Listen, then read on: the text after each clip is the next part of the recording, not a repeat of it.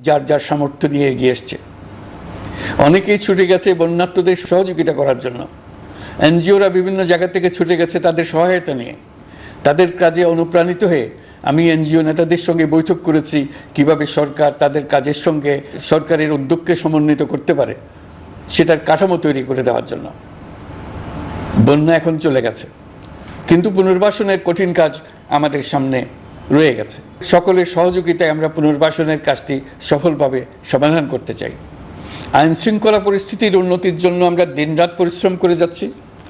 যে সমস্ত ভাই বোনেরা তাদের গত 16 বছরের বেদনা জানিয়ে তার প্রতিকার পাওয়ার জন্য আমার অফিস এবং সচিবালয়ের অফিসসমূহের সামনে প্রতিদিন ঘেরাও কর্মসূচি দিয়ে আমাদের কাজকর্ম ব্যাহত করছিলেন, তারা আমার আহ্বানে সাড়া দিয়ে ঘেরাও কর্মসূচির থেকে বিরত হয়েছেন বটে, তবে অন্যত্র আবার তারা তাদের কর্মসূচি দিয়ে যাতায়াতে ব্যাঘাত সৃষ্টি করছেন। আমি কথা দিচ্ছি, আপনাদের ন্যায্য আবেদনের কথা আমরা ভুলে যাব না। আমরা সকল অন্যায়ের প্রতিকারের জন্য প্রতিশ্রুতিবদ্ধ। আমরা আমাদের দায়িত্বকালে যথাসম্ভব সব সমস্যার সমাধানের চেষ্টা করব। আমি আবারও অনুরোধ করছি, আপনারা যাতায়াতে ব্যাঘাত সৃষ্টি থেকে বিরত থাকুন। জাতি আপনাদের প্রতি কৃতজ্ঞ থাকবে। তৈরি পোশাক, ওষুধ শিল্প, এইসব এলাকায় শ্রমিক ভাই বোনেরা তাদের অভিযোগ জানানোর জন্য ক্রমাগতভাবে এই শিল্পের কার্যক্রম পরিচালনা বন্ধ রাখতে বাধ্য করছেন। এটা আমাদের অর্থনীতিতে যে নেতিবাচক প্রভাব ফেলবে সেটা মোটেই কাম্য নয়।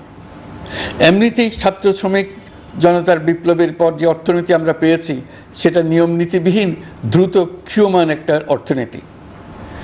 প্রাতিষ্ঠানিক কাঠামো প্রায় ধ্বংসপ্রাপ্ত। বৈদেশিক মুদ্রার রিজার্ভ তলানিতে গিয়ে ঠেকেছে।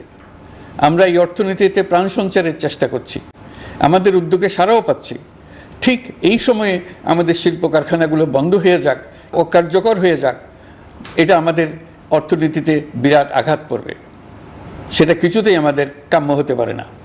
শ্রমিক ভাই বোনদের অনেক দুঃখ আছে, কিন্তু সেই দুঃখ প্রকাশ করতে গিয়ে আপনাদের মূল জীবিকা বন্ধ হওয়ার উপক্রম হলে সেটা ঠিক হবে না।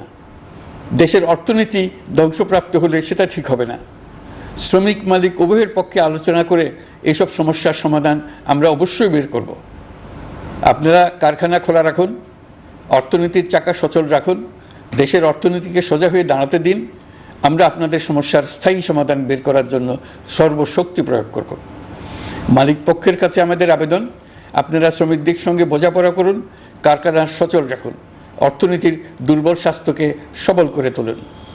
ওষুধ শিল্প এবং তৈরি পোশাক শিল্প দেশের গৌরব। এর মাধ্যমে আমাদের শ্রমিক ভাই বোনেরা তাদের কর্মকুশলতা বিশ্বকে মুগ্ধ করেছে।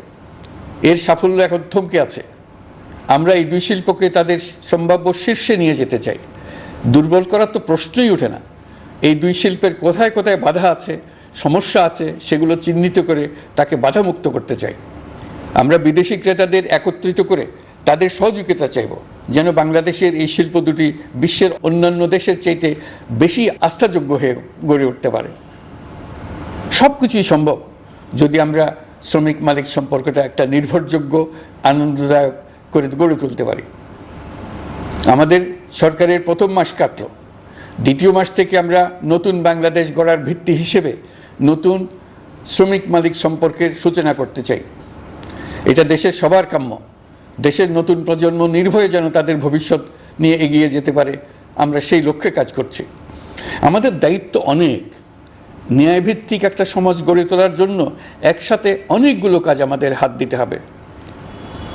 1 জুলাই থেকে 5 আগস্ট পর্যন্ত ছাত্র জনতার গণ আন্দোলনকে দমন করতে যেসব ফৌজদারি মামলা দায়ের করা হয়েছিল, এর মধ্যে হত্যা মামলা ছাড়া বাকি প্রায় সকল মামলা প্রত্যাহার করা হয়েছে। এইসব মামলায় গ্রেফতারকৃত সকলে মুক্তি পেয়েছে।